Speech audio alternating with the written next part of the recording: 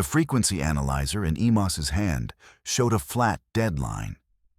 Yet the steel support beam he leaned against was vibrating so violently it threatened to tear the skin from his palm.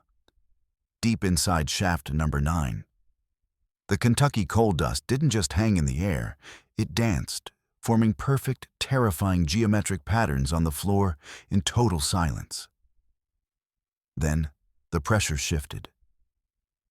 It wasn't a sound he heard with his ears, but a hammer blow of pure vibration that slammed into his chest, forcing a thick copper taste of blood into the back of his throat. He scrambled backward, his headlamp cutting through the weeping fog to reveal the shadows of the forest outside the mine entrance. The trees weren't swaying with the wind. They were pulsing in a rhythmic, mechanical syncopation that made the very horizon seem to ripple. As his own shadow began to detach itself from the ground, stretching toward him with a weight that felt like solid iron, Emos realized the humming in his bones wasn't a sickness. It was a countdown. Somewhere beneath the bedrock of the dying town, something massive had finally stopped breathing, and now it was starting to scream. The wool of Emos Weller's collar was a coarse, grease-slicked abrasive against his chin as he yanked it upward, trying to build a fortress against the Kentucky morning. The air in Benham wasn't just cold, it was a physical weight, a thick slurry of coal dust and frozen river mist that clung to the lungs like wet wool. Every step he took toward the station sent a squelch of orange-red mud up his shins, a foul mixture of earth and pulverized anthracite that seemed to want to pull his boots straight off his feet. The town around him was a collection of skeletal remains, houses leaning at impossible angles, their porches sagging like the jowls of tired old men. Yellow pools of light from the few functioning street lamps struggled to pierce the gray shroud, turning the silhouettes of rusted truck frames and abandoned coal hoppers into crouching monsters. Emos squinted as the grit settled on his lashes, making his eyes sting and water. The distant, rhythmic, metallic clatter of the foundry down the hill reached him as if through a layer of heavy insulation, muffled and distorted. He rounded the corner of a collapsed garage, his breath hitching as the wind bit into his skin with 1,000 tiny needles. It was a morning that tasted of iron and rot. A morning where the silence of the dying town felt like a held breath. He reached into his pocket, his fingers brushing against the cold, condensation-slick glass of a flask. He didn't stop walking as he unscrewed the cap, the sharp, medicinal sting of cheap whiskey rising to meet him. The first swallow was a jagged line of fire down his throat, leaving a bitter aftertaste of burnt sugar and industrial impurities. He needed it, inside the cage of his skull.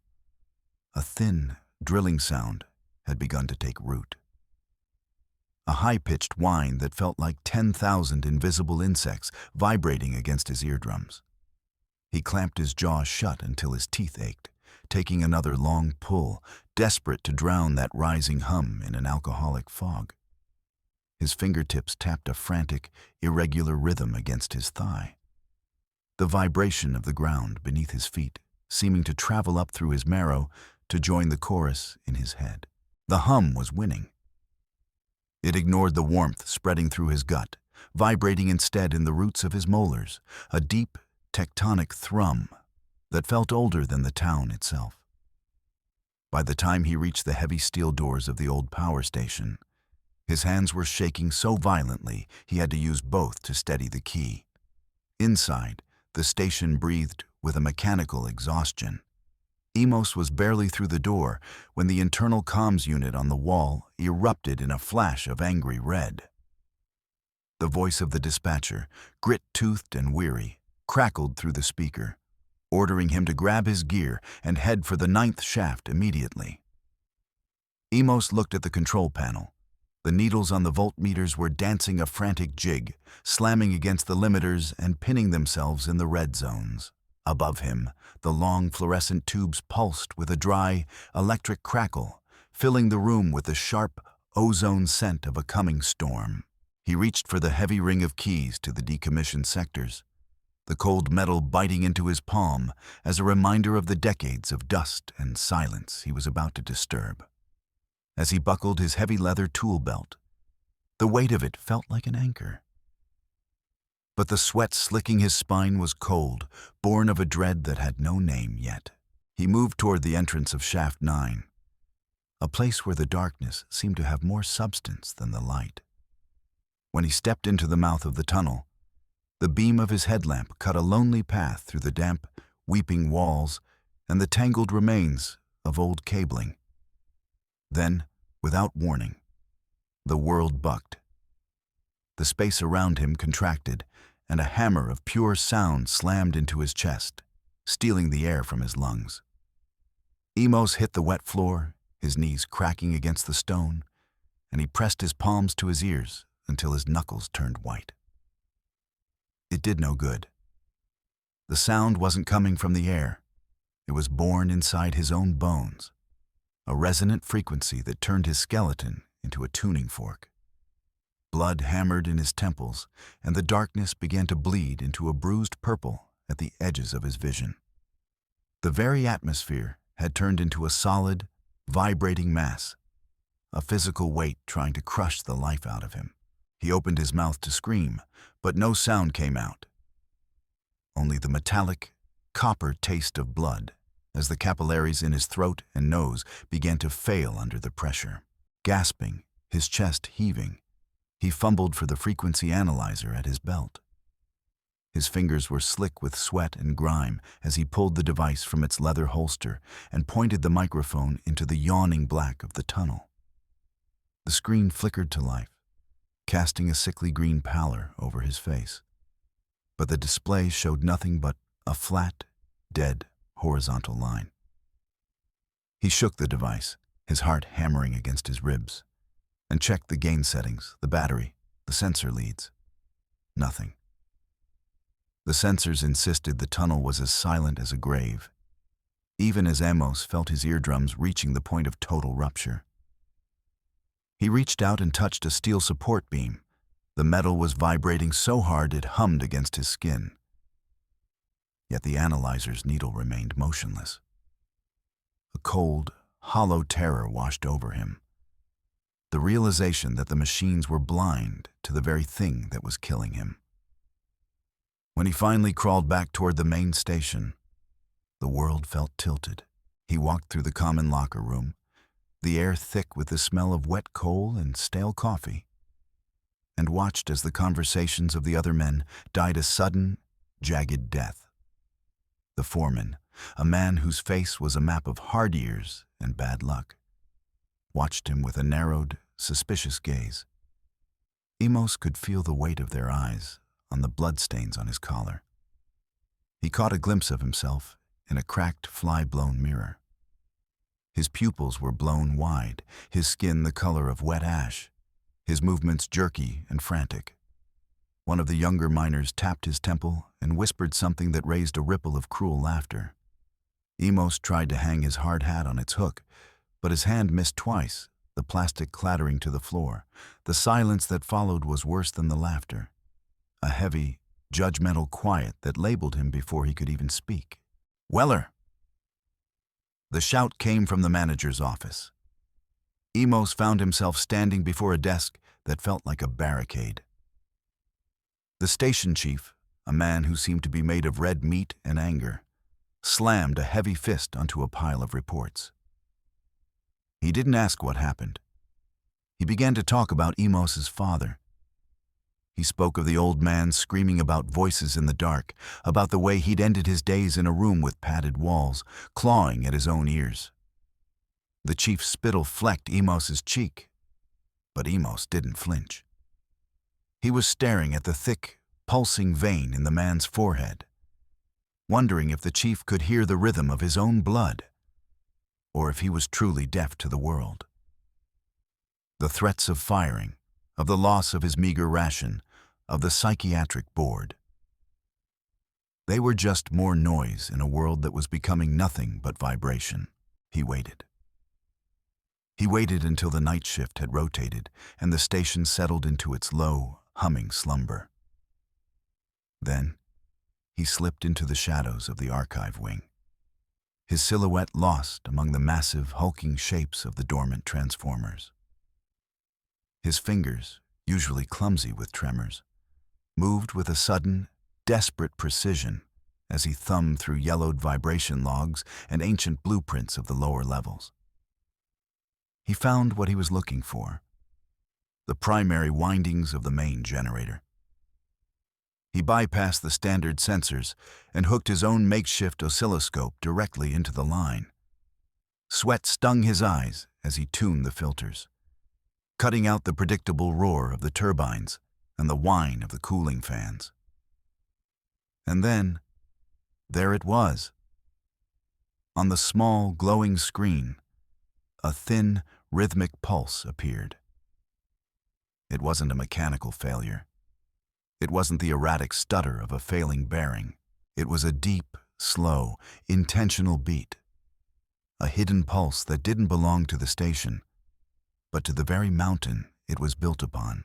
He traced the lines on the blueprints, his finger following the thick black ink down past the operational zones to the abandoned horizons marked with heavy, warning crosses.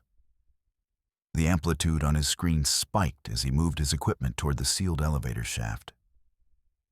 He knelt and pressed his palm to the concrete floor, and for a moment, the floor wasn't there. He felt something vast and ancient beneath the bedrock, something that breathed in a cycle of years rather than seconds.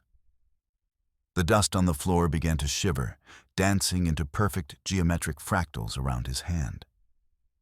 The source was in the heart of the mountain, in the deep dark where the city had stopped digging 50 years ago after the Great Collapse. Driven by a compulsion he couldn't name, he found a crowbar and forced it into the seam of a rusted ventilation panel in the rear of the archives. The metal shrieked, a high-pitched protest that sent a shower of copper flakes and dried bat guano over his shoulders. Behind the panel lay a jagged hole leading into a forgotten service tunnel. The air that wafted out was tomb-cold and smelled of old electricity and wet stone. The hum here was so thick he could taste it, a sour, metallic tang on the back of his tongue. He clicked on his heavy flashlight, the beam cutting through the stagnant air to reveal a passage where the massive fan blades had been frozen in rust for decades.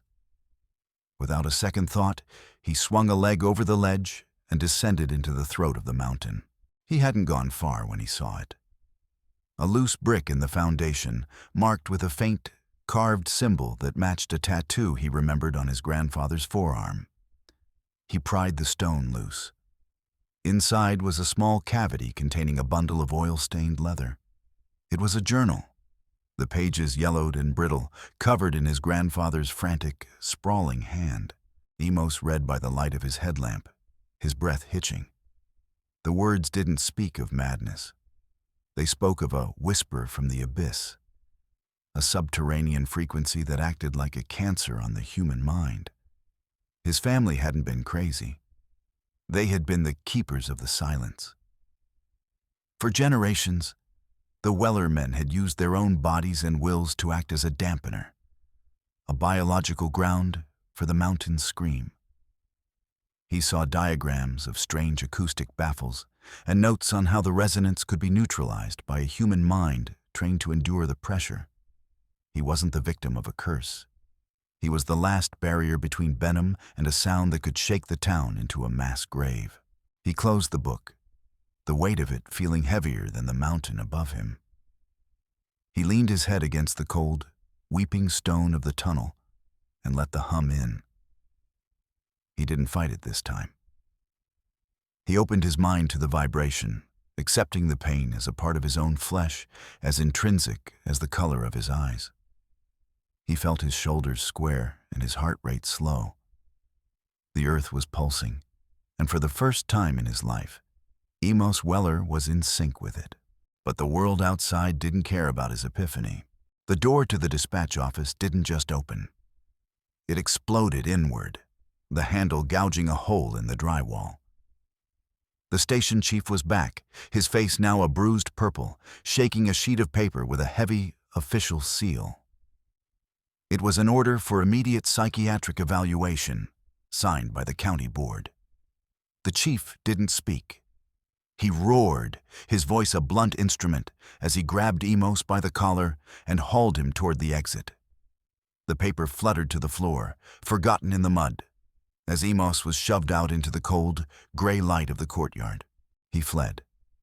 He didn't go to the hospital, and he didn't go to the police. He went home, but home was no longer a sanctuary. He found his sister Sarah standing in the middle of his living room, surrounded by the pages of their grandfather's journal, which he had spread across the floor. She looked at him with a terror that broke his heart. When he tried to grab her hands to show her the patterns, to explain the frequencies, she recoiled as if he were a leper. She was clutching her phone, her voice a frantic whisper into the receiver, giving the operator their address, describing an acute break. "Sarah, listen to me. It's the mountain. It's waking up." She didn't listen. She only saw the man who looked like her father did before he put the rope around his neck. Emos saw the flashing lights of the ambulance turning onto their street, and he knew he had seconds. He dove through the kitchen window, the glass shattering around him, and hit the wet earth of the backyard with a roll. He scrambled into the woods, the darkness of the trees swallowing him as he ran toward the ridge. The air in the forest was different, thicker, more viscous. He hadn't gone 100 yards when the space in front of him seemed to congeal, turning into something with the density of tar. An invisible force slammed into his solar plexus, throwing him backward. He hit a pine tree, the bark tearing at his cheek, as a shadow, a shimmering distortion in the air, a ripple of pure sound, tore past him. The trees groaned, their branches snapping under the pressure of the wake. Emos gasped for air, his ribs screaming, realizing the whisper was no longer just a sound. It was becoming physical. He crawled into a derelict equipment shed on the edge of the woods, his breath coming in ragged gasps. As he huddled among rusted scythes and rotted hay, the world began to dissolve. The wooden walls of the shed lost their opacity, becoming as clear as smoked glass. He looked out and saw not the woods, but the anatomy of the mountain. He saw the great veins of anthracite pulsing with a rhythmic, sickly light.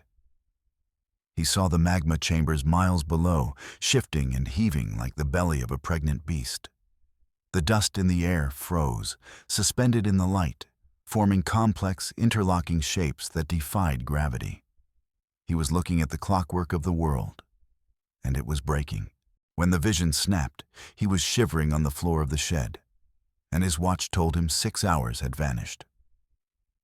The town below looked different, stretched, distorted, as if the very geometry of the streets was being pulled toward the mine. And then came the scream. It wasn't a sound anyone else could hear, but Emos saw the results. A silent shock wave rolled through the streets.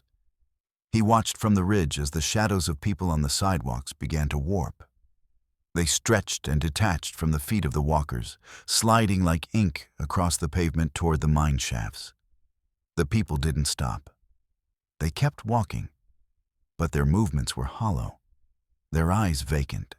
"Now wake up!" he screamed, running into the town square, his voice cracking. "Look at your feet. It's taking you." But they only saw a madman.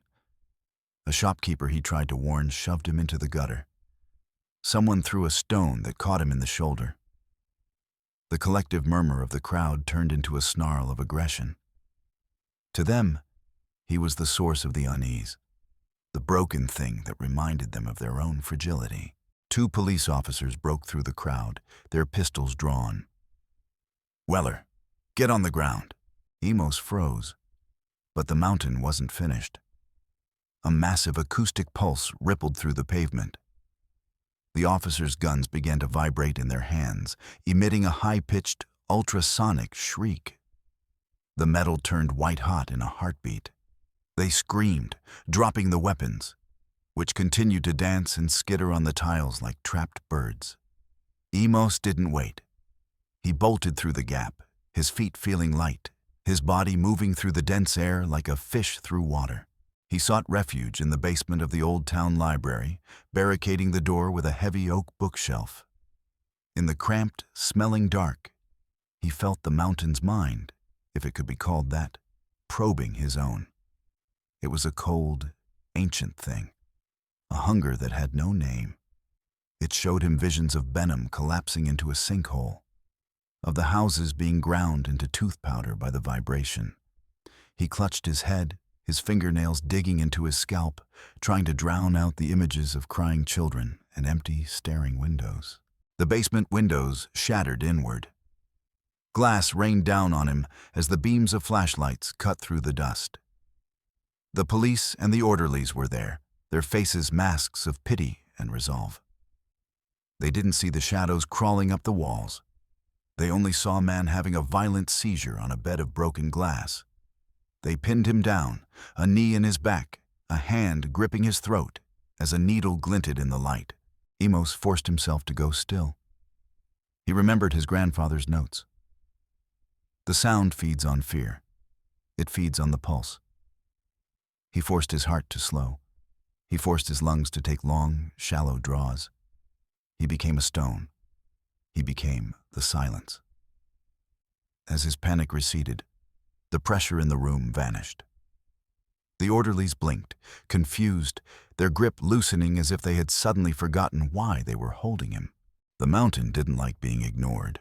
A low-frequency roar, deep enough to rattle the foundation of the world, hit the library. The officers stumbled, clutching their ears, their noses beginning to bleed. Emos didn't hesitate. He threw off the stunned men and ran. He didn't run for his house or for the woods. He ran for the mine. The sky over Benham didn't just rain. It bled electricity. A massive, jagged bolt of lightning struck the main transformers, and the world went black. The hum of the city died, replaced by a silence so heavy it felt like being buried alive. Emos reached the gates of Shaft 9 just as the backup sirens began their mournful, dying wail. He dodged the beams of the guards' lights, slipping into the black maw of the mine like a ghost returning to its grave. He didn't take the stairs.